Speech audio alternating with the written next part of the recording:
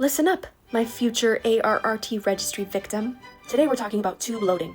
That's right, the one subject where the ARRT asks, hey, do you know how much abuse your poor x-ray tube can take before it shits itself and costs the hospital $80,000? Spoiler alert, it's less than you think. This isn't Call of Duty. You can't just spray and pray exposures until the damn thing melts. Tube loading, it's basically heat management. Every time you slam that exposure button, you're basically yeeting electrons at a target and making a fuckload of heat. 99% heat to be exact. Only 1% of that shit turns into x-rays. On a daily basis, you're basically just operating the world's most expensive space heater.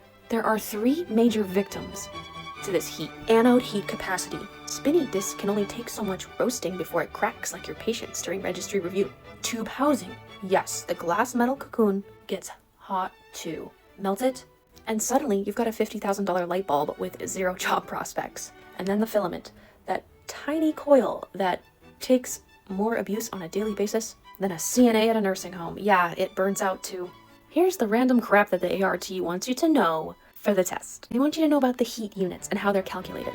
So that's going to be kVp times MA times time times wave factor. Heat units are basically how much radiation hell your tube just took.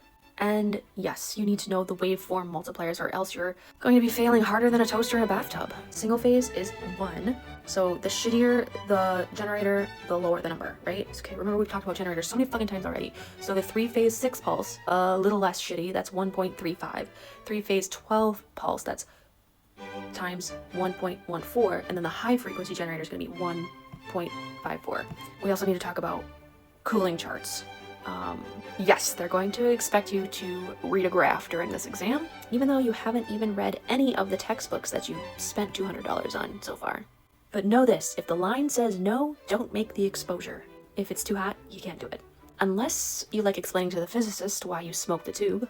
And then the last thing we need to talk about is maximum loading techniques. ART loves this phrase because it sounds sexual and terrifying at the same time. It just means the max combination of kVp, MA, and time you can do without your tube tapping out like a wrestler in chokehold.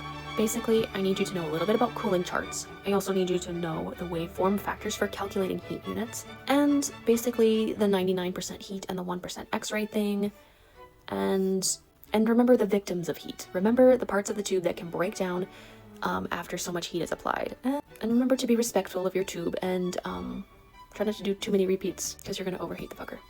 Alright. That's tube loading.